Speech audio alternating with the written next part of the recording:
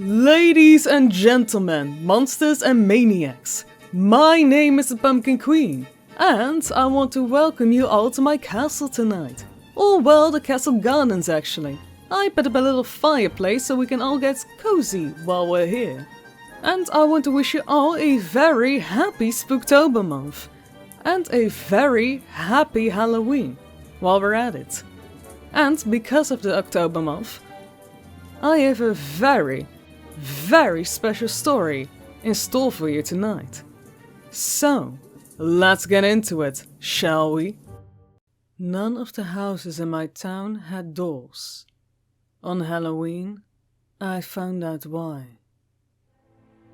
I grew up in a small town with a population of about 9,000 people. It was a nice, sleepy place, with nothing really remarkable about it. Well, some people would point out to the local god growing contest and disagree with me, but I never thought there was anything special about it where I lived. That was until I turned 13, but I think I had my suspicion far before then. It was when I was 7 and watching something on television. I must have seen this show a million times before, but it was only then that it hit me that there was something off about every house I had seen on television. Namely, there was a door in front of it. Of course, now I realize that such a thing is perfectly normal, but not then. None of the residential houses in my town had a front door, or a back door, or any kind of door leading outside for that matter. You're probably wondering how it was that we got in, or out. The answer was varied. Some people would climb in through the window, built for that purpose. A lot of houses had fire escapes, the kind you might see in the places like New York, which could be lowered down so that people could climb up. The inside of the houses was normal though, with doorways and doors inside no problem. Just no doors that were leading right outside the house.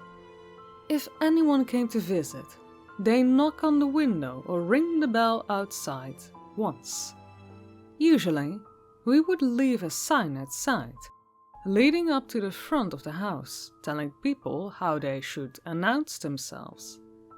Packages would usually be left below windows in case no one was home. The pizza delivery guy would tap on the window, and we'd open it to take the pizza and hand over the cash. This all would seem very silly to you, but I'd grown up like this and never questioned it. Not to say that it was true for all buildings in town. Public buildings like schools and such did have doors, but not the houses where people lived in. In addition, there was a rather strict curfew where everyone would go home by sunset. Again, I never really questioned curfew, given it was just how I was raised. That was until I turned 13. Just like many teenagers, I began questioning many of the rules imposed on me.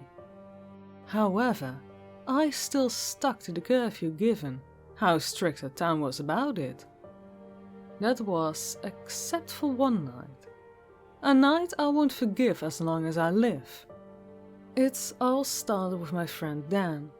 While I remember the events of the night vividly, what led up to the night is kinda hazy. I think that Dan lost a bet. And as part of that, he had to stay in school on Halloween night past curfew. Either that or it was a dare. Regardless of how it started, Dan and I had been as thick as thieves, so I knew that I couldn't let him do this alone. Now, while curfew was enforced on my town rather strictly, I was genuinely okay if you were an hour or so late. Not so for Halloween. On that night, everyone, even the adults, went back home far before it came dark. As a matter of fact, we even did a trick-or-treating one day before, on October 30th. And that too while the sun was up. My house didn't have a fire escape, so my choice of exit was a window or the ground floor. When my parents were busy with something in the kitchen, I gently slid it open and hopped out. It honestly surprised me how easy it was to sneak out. Then again, now that I think about it, I feel guilty because it probably meant that my parents just implicitly trust me that much. I landed on the ground lightly and slid the window so it was open just a crack for my return. I should have realized as I was wandering around the street and saw no one that this was a bad idea. But when I saw Dan, my resolve strengthened, and we made our way to a school. "You have a camera?" I asked him. "Yeah," he said with a grin. I had always thought that would be a police car, or would be patrolling the streets during the curfew to enforce it.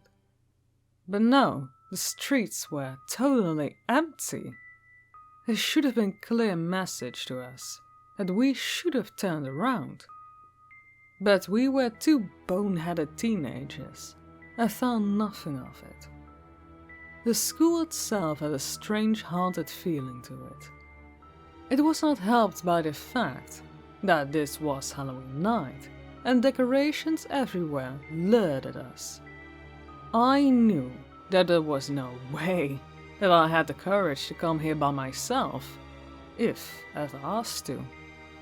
Man, who would have thought that the day would come that you would sneak out of your house to go to school? I asked. Dan chuckled. He was rather famous for ditching school, but I was usually too chicken to join him. I was also kind of a bookworm and a teacher's pet, and didn't want to miss out on school.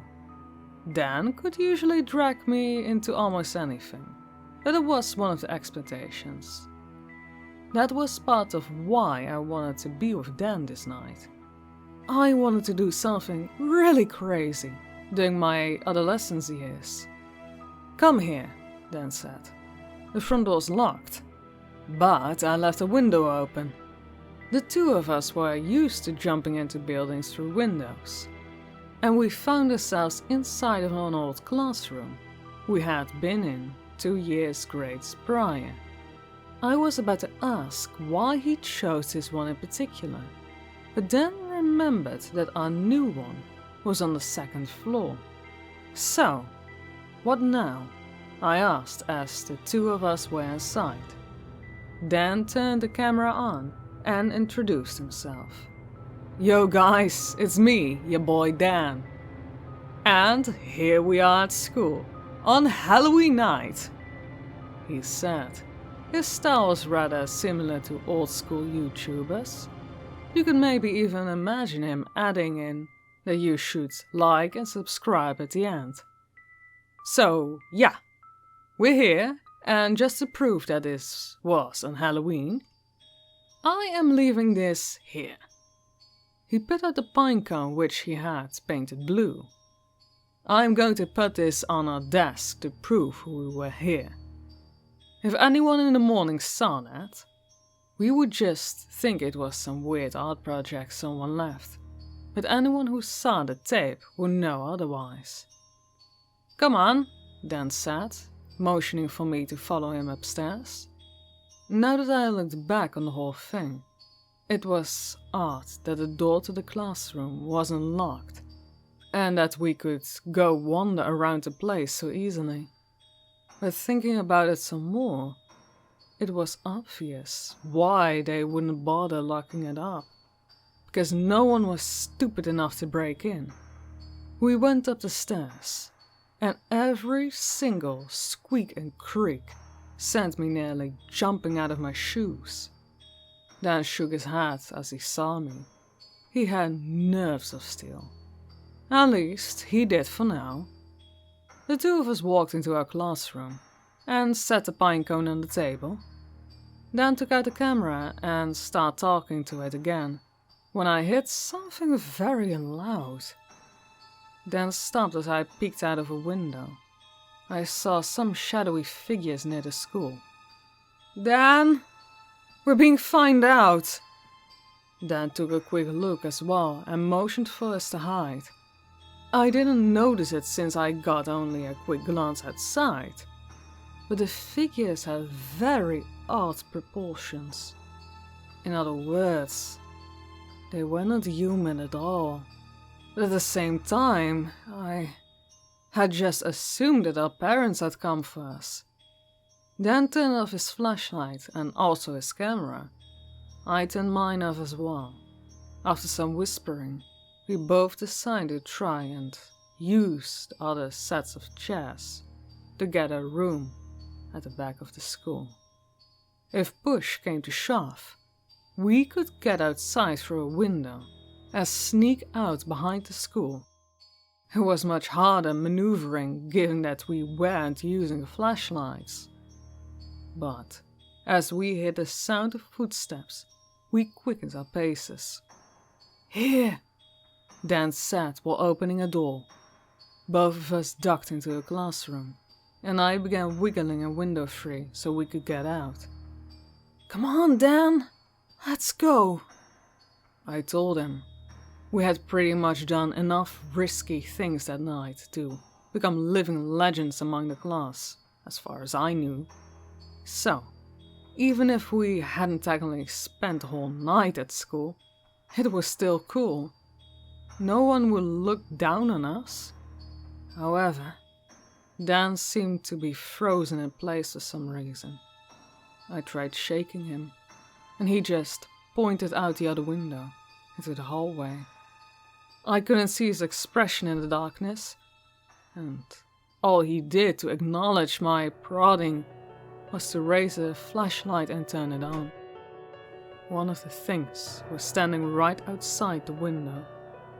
There's no other way for me to describe it other as a thing. It had to be about 7 feet tall. It had a lower body which was mechanical. Its upper portion was wearing some kind of military coat, and its head was smashed in and deformed. It only had one discernible eye which was focused on us.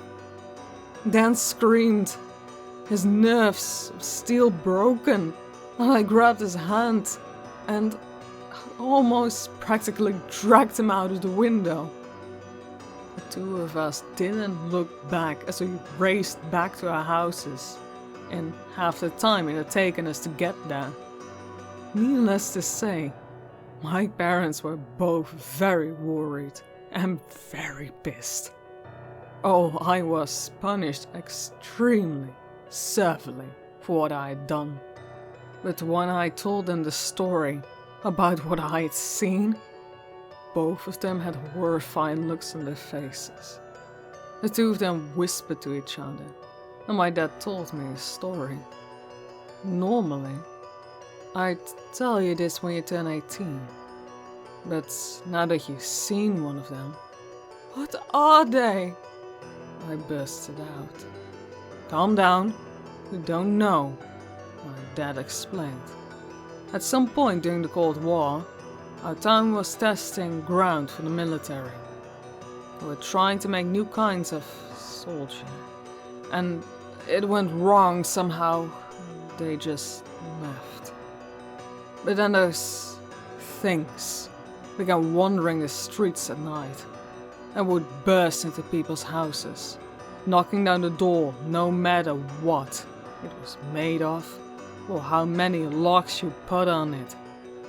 They could sense life, and we couldn't hide from them in any reliable way.